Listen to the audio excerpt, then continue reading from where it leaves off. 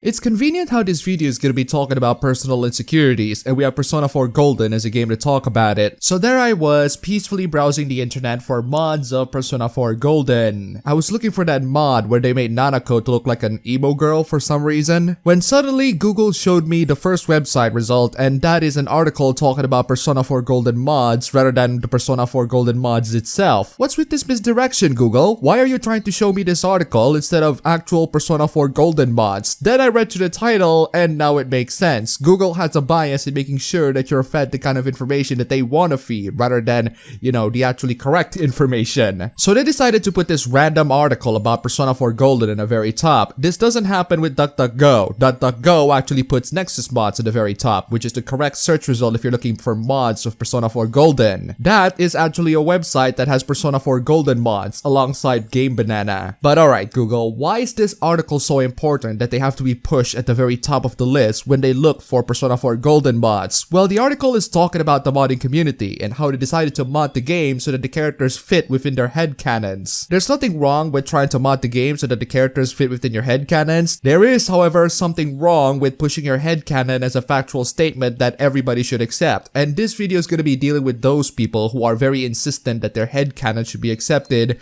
because their existence wouldn't be validated otherwise. But instead of my usual mockery and dismissive tone, there is an actually serious and tragic issue that these people go through that makes this entire thing not as funny as I initially hoped it would be. I want to talk about something that I haven't really considered when I made a lot of these Persona or Atlas related hoopla videos, or at least I haven't considered too much. In my perspective, I view a lot of these people who made these really stupid hooplas about Atlas games mishandling LGBT characters as nothing but people who are part of the woke crowds that completely misinterpret the characters, the story, and a lot of things in general so that it can suit their narrative of how Atlas doesn't like the LGBT crowd. But as I wrote my response to the article, I realized that somewhere beyond all the cries from the insufferable woke crowds perpetuating the same outrage points that they say, lies people who only desire to seek acceptance from the society who rejected them. I'm talking about people who are LGBT, but they're not part of the woke crowds, and they look for video games or any other fictional content as a way to have their identity accepted by the world. The fact of the matter is, being LGBT is tough. While it is true that the Western countries in general are accepting them for a while, it's not by any means perfect. There are still people who hold discriminatory views towards LGBT people in the Western countries. There are still people who think that being part of the LGBT sphere is not a sexual orientation that you can't control, but rather a fetish that you can choose to not engage in. Yeah, unfortunately those kinds of people still exist, and even if those people are exterminated from the face of the planet, there are some LGBT people who are kind of similar to the hermit weebs, as in they avoid social interaction in general, except weebs mostly avoid social interaction because they literally don't care about other people. These specific LGBT people avoid social interaction because they genuinely have social anxieties, mostly caused by the perception that the world is still against them and that they're not accepted merely for being a part of it.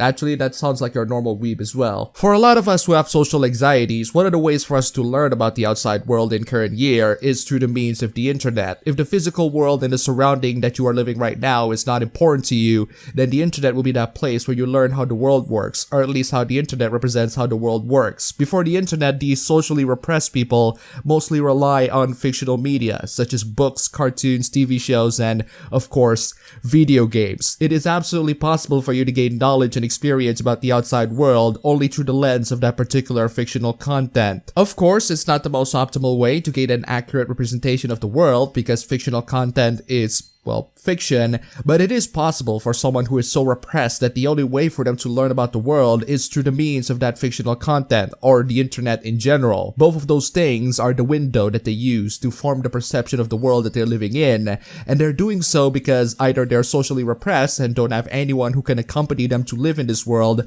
or they are socially active but only to a certain environment that causes them to have those worldviews. So what's the connection between all of that and this article in particular? Well, this article describes a way for these socially repressed LGBT people to deal and cope with the fictional media that doesn't fit within their standards. So what happens is you not only get the woke crowds who complain about the game for generating outrage statistics, but also these people who genuinely use Persona 4 as a way to desperately find validation to their existence in a world that they perceive to not have accepted them. To put it simply, they use fiction as both a coping mechanism and a way to validate their existence, and they are not happy when said said fiction denies their existence. Representation of LGBT people are definitely getting more common nowadays, but it's very difficult to find the ones that are actually good. So what they do to cope with their existential crisis is that they take existing characters that are good and pretend in their head that they're something that they're not. You might see a lot of the posts from these people, or quote-unquote memes, proclaiming that certain characters who are not trans in the original story is trans, or certain characters who are not gay in the original story is gay. And with all of those posts, you might have people saying, how? How can this character be insert orientation here when this character is canonically insert canon orientation here? To answer that question, it doesn't really matter, because it's not about adhering to the original story or the canon material. It's about them using pre-existing characters that they love and turn them into something that can represent them and use them as a way to validate their existence. It doesn't matter if the canon says that the character is straight or cis. What matters is that the character has an identity that represents them, because doing so validates their existence. In the fandom, we commonly refer to this as a headcanon, which is fine if you keep it to yourself and adds the disclaimer that it's just your personal interpretation, but not so fine if you force people to accept it as gospel, which is unfortunately the typical discourse that happens to Naoto and Kanji, the characters from Persona 4 Golden. To the eyes of pretty much everyone, forcing your LGBT headcanon to people is an obnoxious and annoying behavior. But what if I tell you that there is a really sad and depressing side beyond all of that? What if I tell you that those people doing all of those things deep down within their heart is only looking for acceptance? What if I tell you that these socially repressed individuals do those things because the fictional content that they love don't have people that represent their identity, and thus led them into thinking that their existence is not validated by the world that they live in? And this also applies to other characteristics like race or gender. This is, in my opinion, the most tragic side of the people that demand representation. Beyond all of that screeching from the woke crowds, there are people who feel that they are rejected by society and use either the internet or fictional content to cope with their rejection, which can be a real rejection or a perceived rejection. You might say that those people need help and those people need others that can help them, but unfortunately sometimes those people literally don't have anyone in their life. They might not have any friends or family members left, or maybe they do, but they don't accept them for what they are. That's why they resort into fictional content and demand more representation of characters that are just like them, because they need to have someone or something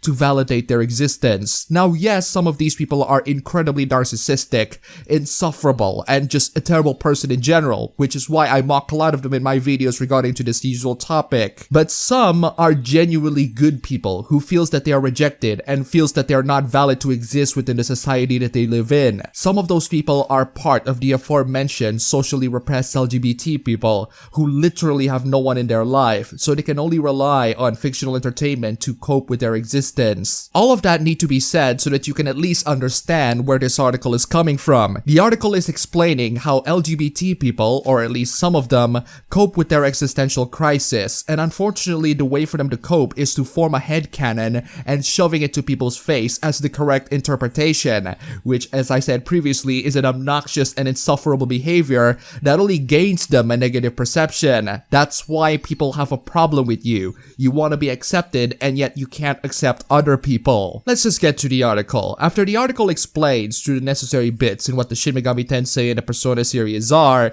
it then shifts into spreading misinformation about the characters. The article mentioned Kanji and Naoto that got more into the usual Persona 4 hooplas, because of course they did.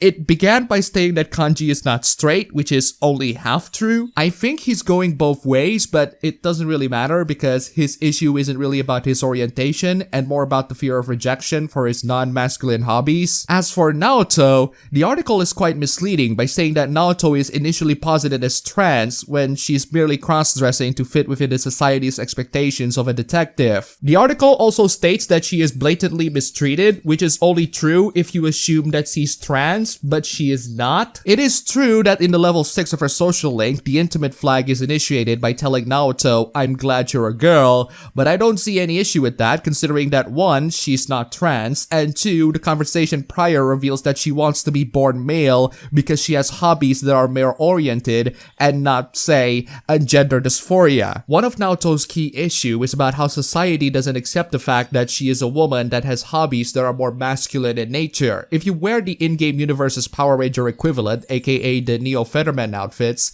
she will freaking lecture you about it. That's how much she's into the show. I'm sorry to say this, but you can't just declare someone to be trans because they have hobbies that are not within the expected gender norms. By this arbitrary metric, Chie is a trans male because she likes martial arts and kung fu films. I thought one of the primary talking points in the progressive conversation about gender is how gender is a social construct and that society has put an arbitrary standard in what makes someone to be masculine or feminine. Just because a hobby is mostly enjoyed by boys doesn't mean that a girl should be a boy to enjoy it, unless if you're trying to tell me that every female Star Wars fans are trans men. It's possible that Naoto likes detective stories, mecha animes, tokusatsu shows, all sorts of things that boys generally like, while also being a woman. She expresses that she wants to be born male so that people can accept her hobbies, not because she is a man trapped in a woman's body. It's bizarre how the same people that wants to break this arbitrary social construct are also adhering to it. Also, protect her instead of fighting alongside her in one of the social links. Yeah, that's just right before you confess to her and you left several key information. She doesn't have to fight because she immediately recognized that it's a toy knife and that the person poses no threat. She also chastises you for protecting her later on, and she struggles in finding a reason why the main character would do that, which can be because they're friends or because the main character genuinely loves her. Are you telling us that we shouldn't protect her from any danger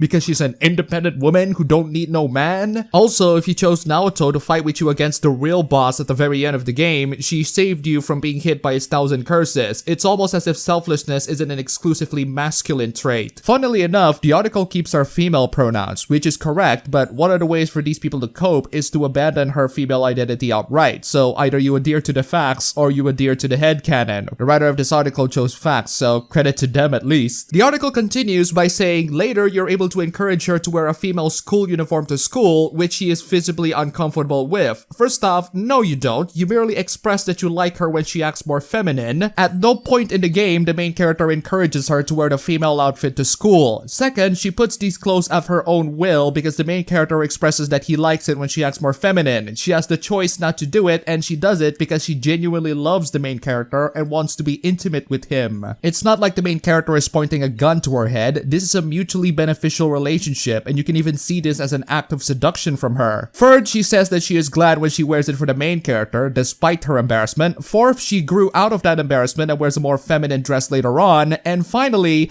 are you insinuating that she's uncomfortable with it because she has gender dysphoria? Yes, it's obviously because she has gender dysphoria, and not because the skirt is too short. She has to wear it in front of her boyfriend, and since we're going to shove headcanons, they absolutely sleep together afterwards. Or because the uniform in general is uncomfortable to wear for someone who has been living with a male uniform her entire life. If your metric of a trans person is how comfortable they are wearing outfits that do not adhere to the gender norms, then Teddy is a trans woman. Then the article goes on to talk about that stupid Persona 5 controversy with the two flamboyant guys that I really couldn't be bothered to talk about because it's an absolute non-issue. The article then continues by talking about a mod that restored a scrap Yosuke romance route, which is a romantic pairing that is so popular that it got 2,000 fanworks on AO3. Yeah, I like their doujins too, but I don't shove this pairing down to people's throat and treat it like gospel. From that point on, the article actually talks about other unrelated mods. For some reason. I don't know why, because the article continues with talking about the Yosuke mode later on anyway. The article proceeds to talk about how the practice of rewriting canon has been a thing since the 90s, particularly with fanfictions and doujins. I look at these things as extra fan-made content consumed just for fun, but some people look at these as their primary ways of coping. But here's the harsh truth that these people need to face at some point in their life. You can mod Persona 4 Golden all you like, with whatever mods that are available. but you cannot mod your personal insecurities out. This is not a problem that a video game can solve. This is not a problem that a fan fiction can solve or any other entertainment media in general can solve. This is a problem that requires people-to-people interaction. This is a problem that requires actual proper guidance, preferably from experts. But that's the sad part of this conversation that I alluded to in the beginning of this video. There are a lot of people who are part of the LGBT sphere that are socially repressed and literally don't have anyone to talk to. Maybe their family abandoned them. Maybe their friends don't want to be with them. So at that point, they have to rely on either the internet or fictional entertainment to, in some way, validate their existence and be a guide to them. They need fictional entertainment, especially the popular ones, to teach them about how the world works because they literally have no one else to guide them. But the problem is, not every fictional entertainment will cater into every single one of their demands. Not every fictional entertainment will have content that can make them to cope with their insecurities. I have no doubts that there are insufferable people from the woke crowds that are trivializing this issue for the sake of their own preference, and I despise those people. But then you have people who genuinely have insecurities and genuinely have problems with accepting their gender and orientation, and they only have video games and fictional entertainment to make them cope with their insecurities. This article is reinforcing their behavior. Any article that demands things like more diversity or representation in fiction are merely reinforcing these people to keep on begging and relying on entertainment media to be their guidance. Unfortunately, I have no idea how to deal with those people other than to ask them to seek help and talk to someone, but I do know that begging and reinforcing these behaviors, shoving your headcanons to people and telling them that they should accept it, spreading misinformation about the fictional content at hand, they only make you look pathetic and insufferable to many other people who enjoy these fictional content. And sorry to say this, but not everyone are willing to bend into your will. So in conclusion, if you have a headcanon to be able to cope with your personal insecurities, that's fine, as long as you keep it to yourself. But that's not always the case. What's always the case is you have these people to ask for other people to accept their headcanon so that other people can accept them as well. What's always the case is you have these people to spread straight up lies to others just so that their headcanon is accepted. The saddest part of this is that it's not their headcanon that they want people to accept. It's themselves. It's them who have personal insecurities about their identity. It's them who have personal insecurities about their gender or orientation. It's them who has to rely on fiction in order to gain validation because they literally don't have anyone else to accept them. It's actually very sad, isn't it? As I said before, somewhere beyond all the cries from the insufferable woke crowds perpetuating the same outrage points lies the people who only desire to seek acceptance from the society who rejected them. If you are one of those people, the only way for people to accept you is if you are able to accept yourself. Trust me when I say that the last thing that you need is for you to go after what these people love and tell them that they're wrong for not enjoying it in a way that you want to enjoy it. Don't expect to be accepted for being different if you can't accept others for being different to you.